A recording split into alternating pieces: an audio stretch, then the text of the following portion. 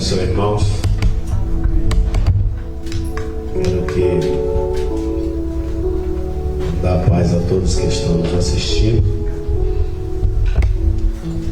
Que a paz do Senhor Jesus exceda a todos os corações nessa manhã.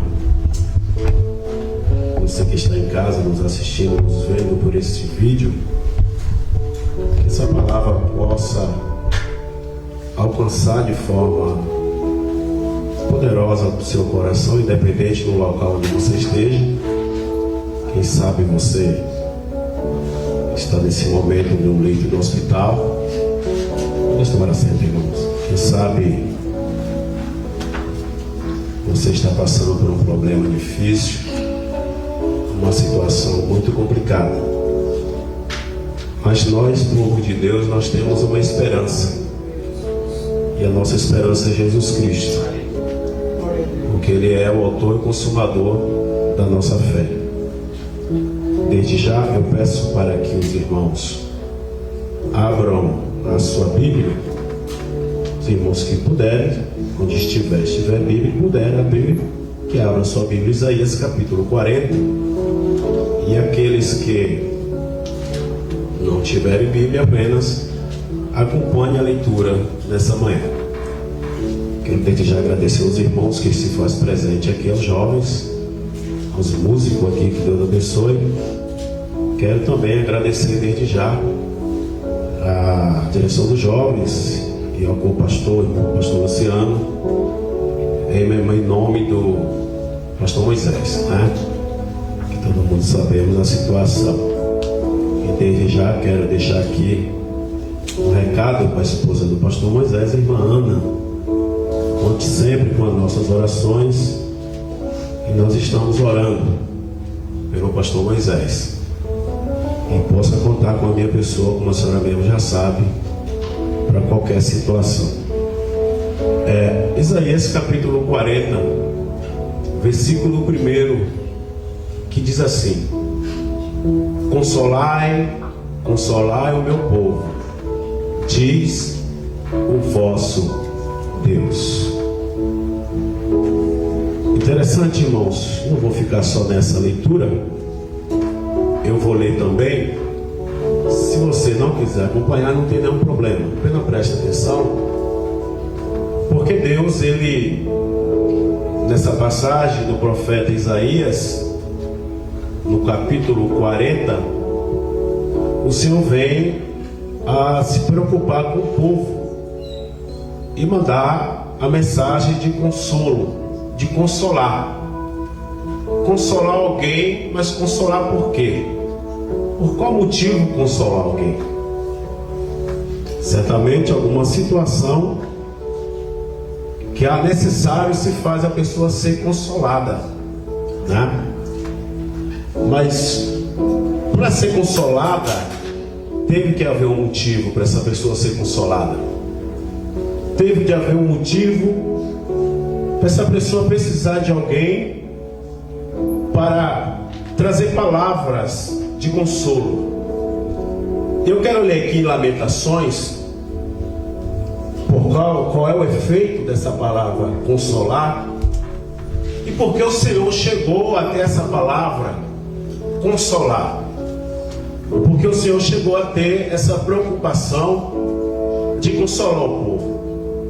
No livro de Lamentações de Jeremias, Lamentações capítulo 2, no versículo 11, nos diz assim: Já se consumiram os meus olhos com lágrimas, turbadas estão as minhas entranhas. O meu fígado se derramou pela terra por causa dos quebrantamentos da filha do meu povo. Pois desfalecem os meninos e as crianças de peito pelas ruas da cidade. Diz às suas mães: onde há trigo e vinho? Quando desfalecem como ferido pelas ruas da cidade, derramando a sua alma no regaço de sua mãe. Aí no versículo 19 fala: levanta-te, clama de noite no princípio das vigias, derrama o teu coração como águas diante da face do Senhor.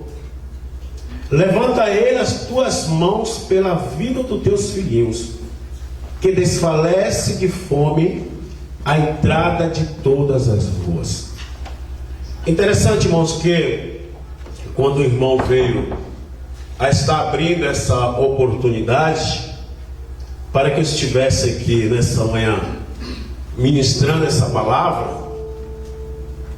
eu vim a me preocupar, a pedir ao Senhor uma direção que o Espírito Santo pudesse me direcionar uma mensagem a qual tocasse aos corações, até porque não sou eu que sei o que você precisa ouvir. Aleluia. Não sou eu que sei o que tua alma clama, o que tua alma necessita. Mas é interessante, irmãos, que Lamentações de Jeremias, em rápidas palavras aqui, alguns teólogos, algumas discussões a respeito de Lamentações de Jeremias, quem escreveu, se realmente foi Jeremias que escreveu. Mas essa passagem, Lamentações de Jeremias, em casa, como você lê com o tempo, ele tem, essa Lamentações, se podemos dizer assim, tem 5 capítulos este livro. E é escrito, como vocês sabem muito bem, por exemplo, sempre com a letra alfabética do grego, né? Aleph, que, se não me engano, o alfabeto grego compõe com 22 letras. E ela sempre vem acompanhada. Mas aí eu estava buscando algumas referências, e eu já volto para lá, para Isaías. Eu estava buscando algumas referências, que lá no livro de 2 Crônicas, deixa interessante aqui, que essa escrita que realmente confirma ser de Jeremias. É interessante que o cânono judaico incluiu como Lamentação de Jeremias, porque as características escritas é realmente de Jeremias. Que Jeremias é tido como um profeta chorão, né? E é interessante, irmão, que diz assim, lá em 2 Crônicas, capítulo 35, que diz assim: e Jeremias fez uma lamentação sobre Josias, e todos os cantores e cantoras falaram de Josias nas suas lamentações, até o dia de hoje, porque deram por estatuto em Israel, e esse que está escrito nas lamentações. Então podemos dizer, sem discussão, que esse não é o foco, que realmente as lamentações aqui é escrita por Jeremias. Esse não é o foco da discussão teológica, mas só para trazer um contexto. Interessante também, irmãos, que o povo, nessa situação aqui, que Jeremias começa a descrever, a narrar a situação do povo, a qual estava em uma lástima miséria, agora estava passando em situações extremamente difíceis. E se nós formos ver, irmãos, é muito interessante você estudar a Bíblia e ler a Bíblia, né? E graças a Deus que o nosso setor 106 CE, ADCE, é um setor que valoriza a palavra. É um setor que não tem oba-oba. E nós temos um pastor, o pastor Eliseu, nosso pastor setorial, que é um pastor que valoriza a palavra. Graças a Deus por isso.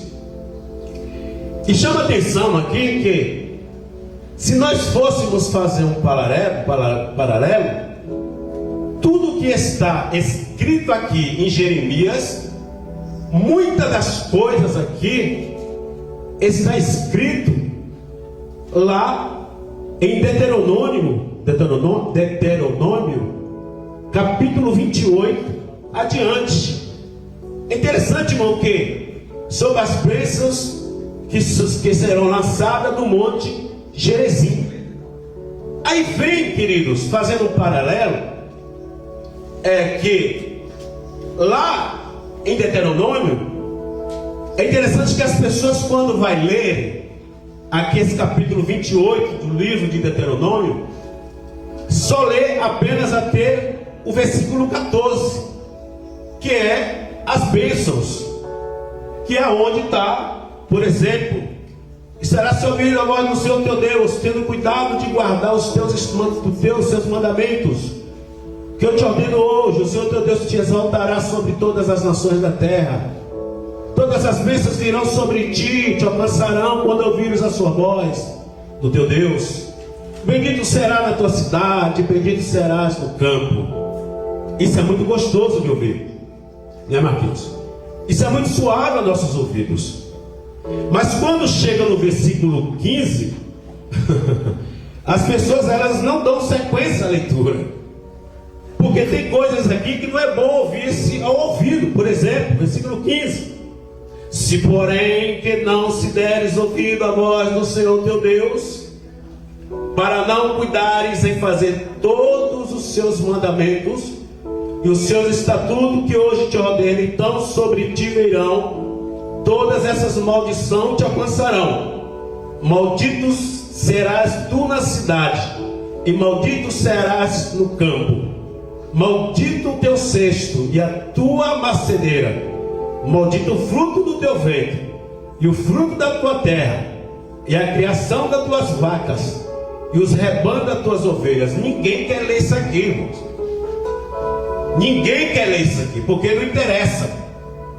Mais importante, interessante, que se nós fazemos um paralelo sobre o livro de Deuteronômio 28, praticamente, e Lamentações, tudo o que aconteceu em Lamentações, irmãos, muitas das coisas que aconteceram está aqui dentro da maldição. Por exemplo, eu vou citar aqui duas coisas rapidinho, por causa do tempo. Em Deuteronômio capítulo 28, olha só que interessante, isso chama muita atenção. Em Lamentações capítulo 1, versículo 3, diz assim: Judá passou em cativeiro por causa da aflição e por causa da grandeza da sua servidão.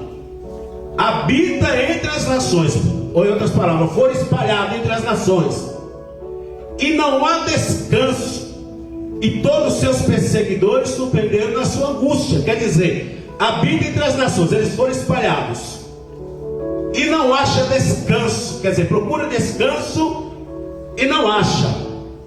Aí se nós formos lá para Deuteronômio capítulo 28, versículo 64, chama atenção que diz, olha só: e o Senhor vos espalhará entre todos os povos, desde as extremidades da terra até a outra extremidade da terra, ali servirás a outros deuses não conheceste, nem tu nem teu pai, ao pau ou pedra.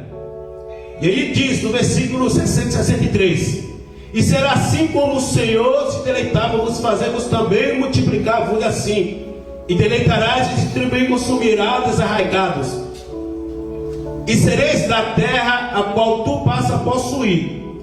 É interessante que vem no versículo 65: nem ainda entre as mesmas gente descansarás, nem a planta do teu pé terá repouso, porquanto o Senhor ali te dará coração temente, desfalecimento dos olhos e desmaio da alma.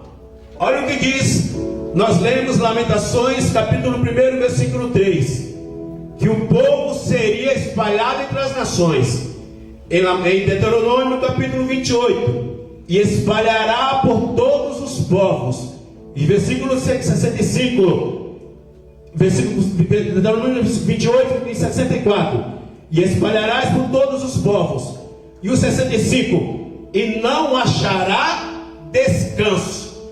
Então há de nós entendermos que aqui há uma profecia que o povo não guardou, o povo não se cuidou, foi espalhado entre as nações, e o que foi escrito em Deuteronômio capítulo 28 confirmou em Lamentações, que estava entre um povo e não havia descanso. Mas também, queridos irmãos, a outra comparação também, Lamentações capítulo 1, versículo 18, que diz o seguinte, olha que interessante, diz assim: justo é o Senhor, pois me rebelei contra os seus mandamentos. Ouve, pois, todos os povos, e vede a minha dor. Minhas virgens, os meus mancebos se foram para cativeiro. Quer dizer, os filhos deles, os mancebos, foram para cativeiro. Aí a gente volta lá para as maldições, lá no livro de Deuteronômio, capítulo 28, versículo 41. Olha só o que diz, para se cumprir o que está dizendo em Lamentações: filhos e filhas gerarás, porém não será para ti, porque irão em cativeiro. Olha que interessante, irmãos. No Monte Gerizim, Deus dá a sua pronúncia. Ele usa Moisés e fala as bênçãos. Se fores obedientes, teu fruto, o teu gado, o teu rebanho será por cabeça, etc, etc. Porém, se for desobediente, acontecerá todas essas situações. Aí Lamentações e Jeremias vem aqui, irmãos, e se cumpre tudo que Moisés falou lá em Deuteronômio capítulo 28. Olha, se vocês andarem nos caminhos do Senhor, se vocês obedecerem o vosso Deus, vós serões abençoados. Porém, se vós não obedecerdes o vosso Deus, vós serões amaldiçoados. Irmãos, na maldição aqui que é lançada, é tão séria, que no capítulo 28 de Deuteronômio 27, diz que Deus iria ferir o povo até com úlcera, como se fosse do Egito, úlcera, com hemorróidas, com sarna, com coceira, de que não possa curar-te. Isso aqui é Deuteronômio capítulo 28, que Deus está aqui falando com o povo. Até essas coisas viriam, terrivelmente. Mas é interessante, irmãos, por que eu comecei a falar sobre consolai o meu povo? Porque houve uma ação para haver consolo. É interessante que havia em Israel uma corrupção generalizada, que muitos outros profetas eles denunciaram. Por exemplo, aqui em Miqueias deixa bem claro uma situação. Miqueias capítulo 3, isso aqui é Bíblia, irmão, para quem gosta de Bíblia. Miqueias capítulo 3, versículo 12, olha o que diz: mas de certo, Miqueias 3, 8 diz: mas de certo eu sou cheio da força do Espírito do Senhor, e cheio de juízo e de ânimo, para anunciar a Jacó a sua transgressão, Israel o seu pecado. Ouve agora isto, vós, chefe da casa de Jacó, e vós, maiorais da casa de Israel, que abominais o juízo e perverteis tudo que é direito. Aí ele diz no versículo 10: edificando Sião com sangue e Jerusalém com injustiça. Aí vem, irmãos, o que é mais grave em uma sociedade. Versículo 11: e os seus chefes dão sentença por presentes, e o seu sacerdote ensina por interesses, os seus profetas adivinham por dinheiro, e ainda encostam ao Senhor. Olha que denúncia terrível. Miqueias, ele vem, olha, eu sou cheio do Espírito do Senhor. Pois ouve bem, ó povos e chefes. E aqui estão três pilares, irmãos, de uma sociedade que se corromper é terrível. Nós temos três pilares na nossa sociedade brasileira, que é o judiciário, legislativo, o executivo. Se esses três pilares da sociedade, não estou falando pilares familiares, mas pilares que regem a nação, se houver corrupção, você pode ter certeza que é uma nação que está pronta para ir à derrocada, para ir ao buraco e ao colapso. Mas aqui o que diz o versículo 10? Os seus chefes não sentençam por presentes. O que é isso, irmãos? Era um ancião, um representante de uma tribo, e eu chegaria até você, eu chegaria até ele e falaria: estou com um problema. E ele falava: eu posso te dar uma causa em teu favor? E eu já saberia e falava: eu te dou presente tal. Ele falava: a sentença é dada em teu favor. Aí também, irmão, vem o que mais importante: os sacerdotes. Os sacerdotes me querem denúncia que eles ensinam por interesse. Isso é muito grave, querido. Agora falando eclesiasticamente, isso é muito grave. Os sacerdotes ensinam por interesse. Eu não vou entrar aqui em detalhes, até porque o foco não é dessa mensagem, que a mensagem é consolar. Mas se nós formos vermos hoje o nosso país, o Brasil, irmãos, nós evangélicos fôssemos fazer um parâmetro, se nós evangélicos fôssemos pararmos e analisarmos e vermos, a gente ia ver que esse versículo tem muito a ver com os tempos atuais. Não que o sacerdote ensina ou rouba, mas por muitos que ensinam por interesse. Que é sentido, pastor Carlos? Por evangelho, o evangelho que me soava meus ouvidos. Eu não posso pregar uma palavra tal, senão o irmão que dá 10 mil de dízimo vai embora. Eu não posso pregar a palavra tal, porque aquele irmão que rege o coral, aquele irmão aquele empresário, ele não vai aguentar. Quer dizer, ensina por interesse, através de um evangelho de conveniência. Um evangelho não que minha alma precisa ouvir, mas o que o meu ego precisa ouvir. Aí ele continua dizendo ainda: e os profetas adivinham por dinheiro. Olha só, irmão, que situação, que denúncia terrível. E os profetas da época profetizam adivinham por dinheiro. E se nós formos ver bem, irmão, não é diferente. Eu conheci uma pessoa, não vou falar irmã nem irmão, para não ter julgamento, que me falou que o chamado era só orar para o empresário falido. E eu andei indo com essa pessoa a uma casa de alguns empresários falidos, orando, e Deus levantava. Mas depois eu comecei a perceber, você que está me assistindo, que depois que levantava, a pessoa que ia lá sempre recebia um presente. Mas peraí, pastor Carlos, então a oração do profeta honrava? Deus honrava. Porque Deus não se explica, irmãos. A fé da pessoa que estava recebendo a oração não conhecia a intenção do coração do profeta, mas recebia com fé, e Deus o abençoava. E eu comecei a me perguntar: por que essa pessoa diz que tem chamado para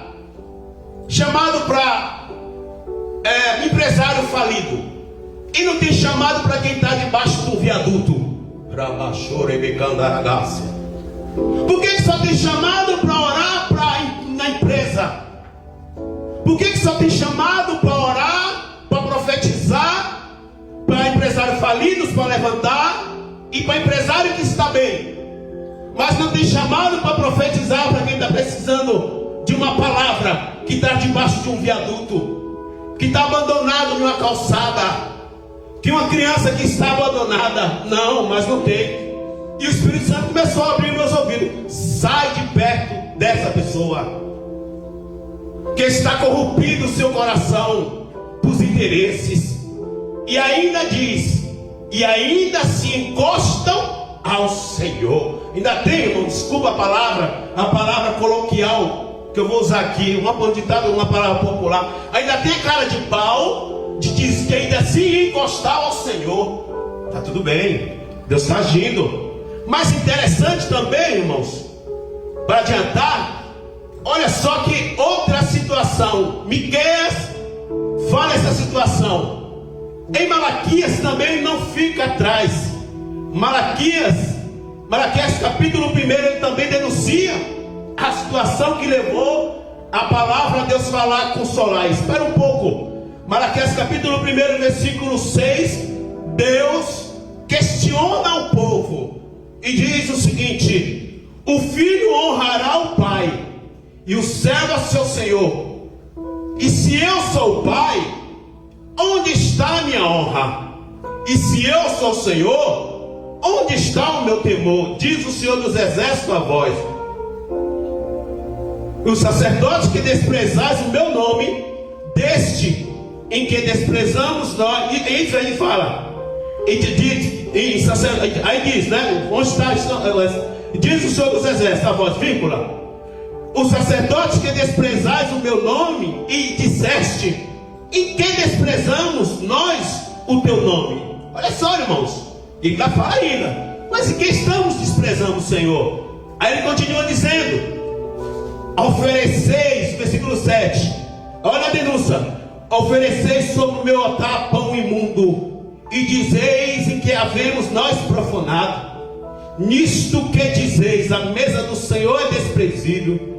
Porque quando trazeis animais cegos para o sacrificar-se, e não faz mal, e quando ofereceis um coxo enfermo, e não faz mal, ora apresenta aos teus príncipes, será alegrado em ti, ou aceitarás a tua pessoa, diz o Senhor dos Exércitos. Agora, pois, suplica o favor de Deus a ele, terá piedade de nós. Nisto veio da vossa mão, aceitará ele a vossa pessoa, diz o Senhor dos Exércitos. Olha que interessante, irmãos. Na época era inaceitável oferecer um animal com doença ao sacrifício ao Senhor. Era inaceitável oferecer um animal que tivesse algum defeito. Por exemplo, os sacerdotes já não estavam mais nem aí, eles estavam corrompidos. Eles ofereciam animal cego como sacrifício, e dizem que nós pecamos. Mas em que isso quer dizer?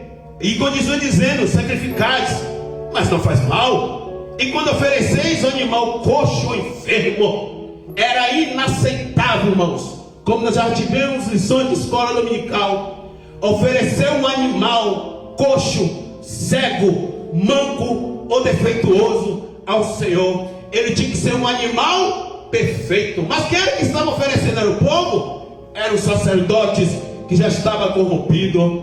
Aí o Senhor fala no versículo 6: ora, o filho honra o pai, e o servo seu senhor. E eu sou pai, aonde está a minha honra?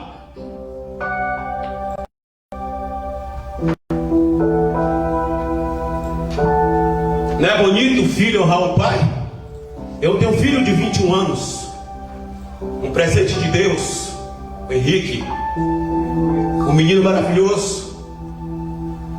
Nos honra tanto a mim como a mãe. Um presente que eu agradeço a Deus todos os dias. Cresceu praticamente na palavra do Senhor, porque quando tinha 2 anos de idade, e ele nos honra da melhor maneira. E até hoje, para dormir, ele nos dá bênção. Bença mãe e bença pai. Não que isso é cafona, mas é uma maneira de ensino, de tradição que vem lá de trás. E nós passamos. E ele nunca nos tratou de você. E eu não estou aqui, quem está nos assistindo, se algum pai se sente bem o filho chamando de você, isso aí é cada um. Cada um é cada um. Que chamar Senhor não é questão de temor ou medo. Chamar Senhor é questão de reverência para mim. Mas se seu filho que te chama você, pai de você, que está nos assistindo, não se ofenda. Tudo bem, graças a Deus. Mas o meu filho não me chama de você. O meu filho me chama de Senhor. E a mãe chama de senhora. E ele nos honra. E Deus fala: olha, se o filho honra o pai e o servo honra o Senhor, aonde está a minha honra? Irmãos, e Deus nos faz uma pergunta nessa manhã, para mim e para você que está aqui, e para todos que estamos vendo nesse momento: aonde está a honra do Senhor? Mas vamos em frente, que o foco não é esse. Aí eu volto, queridos irmãos, lá para Isaías. Interessante, lá em Isaías, aonde o Senhor proclama e fala ao povo: consolai, consolai, diz o Senhor Senhor o meu povo. Lá, Isaías capítulo 40, versículo 1, aonde o Senhor vem a consolar. Porque, irmãos, aqui eu entro. O nosso Deus, Ele não é Deus só de punição. O nosso Deus, irmãos, Ele não é Deus como as pessoas veem, um Deus ditador, um Deus castigador, um Deus que se você não entrar, não andar na linha, você morrerá atropelado. Não, o nosso Deus não é assim. A palavra do Senhor diz que as suas misericórdias, ela não tem fim, e ela se renova a cada manhã. E um coração contrito e quebrantado jamais rejeitará o Senhor. Por perseguições, mártires, mortes. Mas hoje a igreja foi fechada por uma canetada de um governador. Aí muitos falam assim: mas nós não teremos culto, nós não vamos poder reunir. Mas se eu estou dizendo nessa manhã que Deus está sentado sobre o globo, Ele está no controle. Aleluia. E tudo que acontece no sentido amplo, ou Ele ordena ou Ele permite. Que ordenar uma coisa e permitir é outra.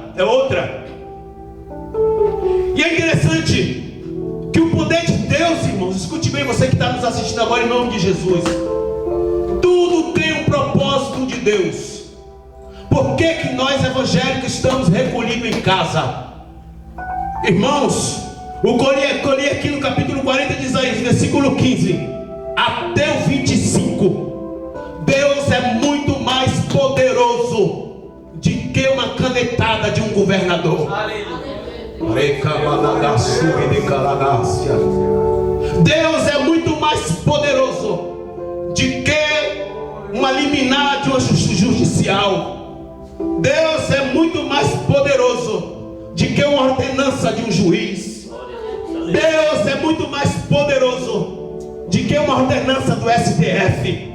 Deus é muito mais poderoso do que uma ordenança de qualquer poder que existe sobre a terra, humanamente falando. Eu estava lendo no jornal ontem, não me lembro se foi Estado ou Folha, que eles foram entrevistar alguns líderes religiosos, como que eles iriam encarar essa situação. E alguns líderes, tanto evangélicos e outras religiões, falaram que o propósito de tudo isso era agora as pessoas que servem a Deus, os religiosos, demonstrar solidariedade, demonstrar amor, demonstrar a empatia para pessoas, ajudar as pessoas. Mas eu vou muito além de que é isso. Demonstrar amor, irmão, é em qualquer tempo. Demonstrar amor não é só em tempo de pandemia. Demonstrar amor, demonstrar solidariedade, irmãos, não é só em tempo de pandemia, de enfermidade, de morte, não, é todo momento. Aleluia, Jesus. Mas qual o propósito que Deus fez nos recolhermos dentro de nossa casa? Qual o propósito de nós não podermos cultuarmos juntos, louvar, uma assembleia todos juntos? Será que é porque Deus quer que nós em casa fazemos uma reflexão sobre o nosso comportamento com Ele, como estava o povo de Israel? Porque estar aqui no meio da igreja lotada é muito fácil. Você olha para mim, eu olho para você, estamos louvando de mãos levantadas, é maravilhoso. Mas lá no seu quarto, você sozinho, irmãos, eu já encerro. Lá no seu quarto, você sozinho, aí é só você e Deus. Aleluia. Talvez esse recolhimento que Deus permitiu que nós estivéssemos recolhidos, é porque Ele tem um propósito maior em tudo isso. Talvez esse recolhimento que Deus permitiu, através da canetada do governador, que agora já até liberou também, inclusive. Não estou falando aqui de cuidado de vírus, que isso aí nós temos que ter cuidado. Mas talvez essa autorização de Deus, esse propósito de nós recolhermos e ficarmos em nossa casa, é para nós termos mais tempo para ler a Bíblia. Porque a vida é corrida, principalmente aqui em São Paulo. Nós não temos tempo de orar, irmãos, durante o dia. Nós não temos tempo de ler a Bíblia. E agora os crentes, agora eu falo direto com os evangélicos de todo o Brasil que nos assiste agora pela internet. Você que está de quarentena, agora você não tem desculpa. Agora você pode orar. Agora você pode ler a Bíblia. Agora você pode jejuar. Você pode dedicar a Deus, mesmo você sozinho ou com a família na tua casa. Agora você pode ter um particular com Deus e falar com Ele e se encher da sua presença, se encher da sua glória. E quando tudo isso aí passar, irmão, a igreja vai estar fortalecida, a igreja vai estar cheia do poder, a igreja vai estar cheia de ânimo, cheia do Espírito Santo, para ir lá para fora e atacar o inimigo, Satanás, e resgatar as almas das garras do inimigo. O propósito de Deus. Padre, exaltado o teu nome, Jesus. Consolai o meu povo. O povo se encontrava aqui em uma situação triste, desanimadas, achando que Deus não se preocupava mais com eles. Mas aí vem no versículo 27, para me encerrar, e diz: Porque pois diz, ó Jacó, e tu fala, ó Israel, o meu caminho está encoberto ao Senhor, e o meu juízo passa de largo pelo meu Deus. Ele quer dizer: olha, Deus, meu juízo passa de largo. O nosso caminho está encoberto, Deus não está vendo o nosso sofrimento. Aí vem o consolo, irmãos.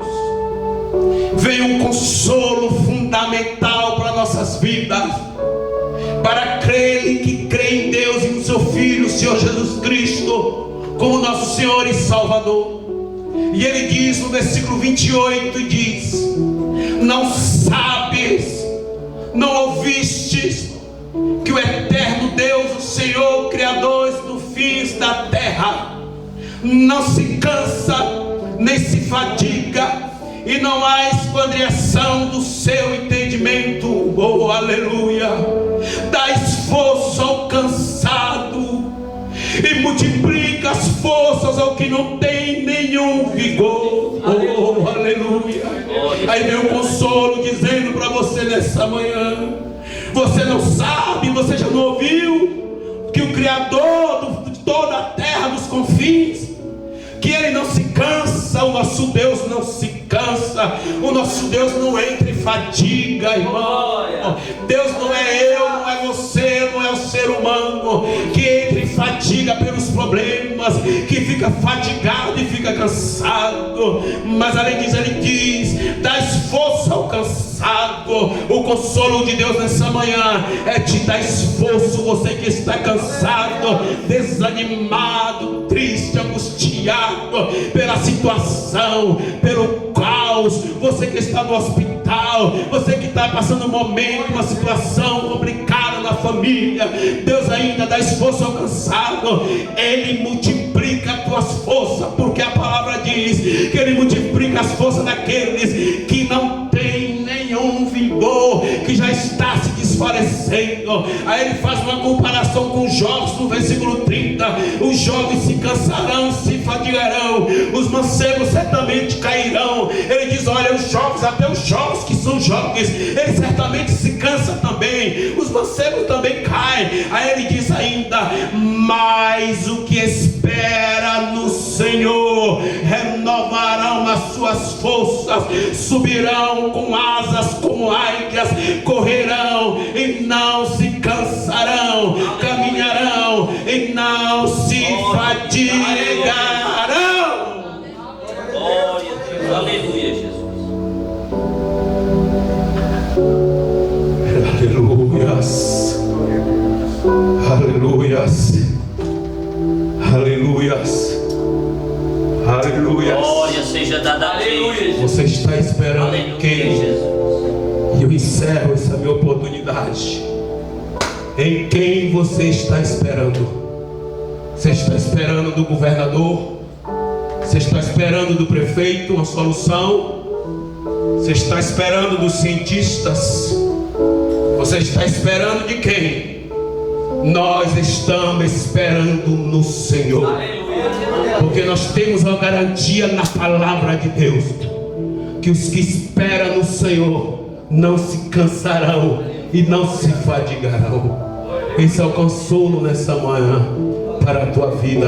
Espere no Senhor. Certamente Deus não te abandonou, Deus não te deixou, Deus não te largou, Deus não te desprezou. Isso é só um momento passageiro. Ou quem sabe um crente está com essa doença, né, com Covid-19. Escute bem, Deus é mais poderoso do que este vírus, e te visita nessa manhã e te dá cura, porque Ele é o Deus que cura, Ele é o Deus que sara, Ele é o Deus que dá saúde, Ele é o médico dos médicos. Eu vou fazer uma oração nesse momento e convido a todos. Oh Deus poderoso, Deus de glória, em nome do teu Filho Jesus Cristo, nessa manhã, Senhor, a tua palavra foi pregada, foi falada.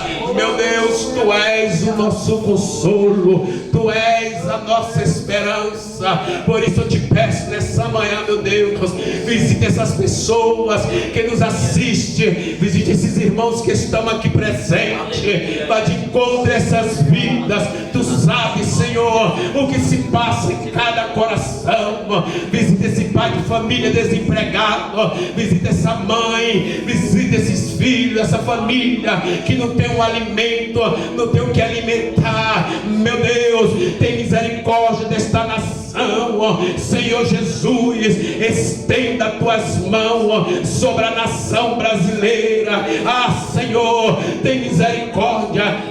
Fraca o espírito de morte sobre esta nação. Tu manda na morte, tu tem a chave do inferno. Deus de poder, Deus de glória, em nome do Senhor Jesus Cristo.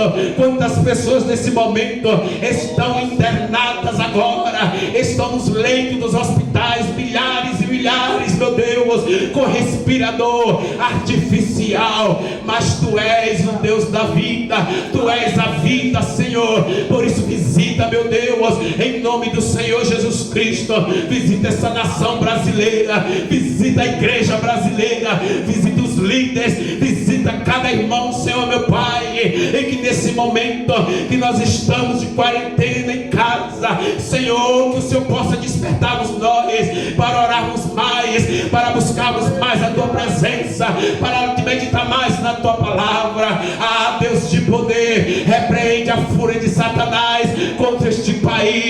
Meu Deus, ah, Senhor, os noticiários que estão noticiando aí afora, Senhor, crise política, etc. Mas tu estás sentado sobre o globo, tu estás no controle de todas as coisas. Nada acontece por acaso. E eu te peço, em nome do Senhor Jesus Cristo, meu Deus, quando passar esta crise, Senhor, que nós possamos, meu Deus, voltarmos mais fortalecidos, com o coração mais quebrantado, sabendo cultuar verdadeiramente o que é um culto de adoração a Ti. Senhor, meu Deus, abençoa essas pessoas que nos assistiram, visita os seus lares para honra e glória, em nome de Jesus. Aleluia.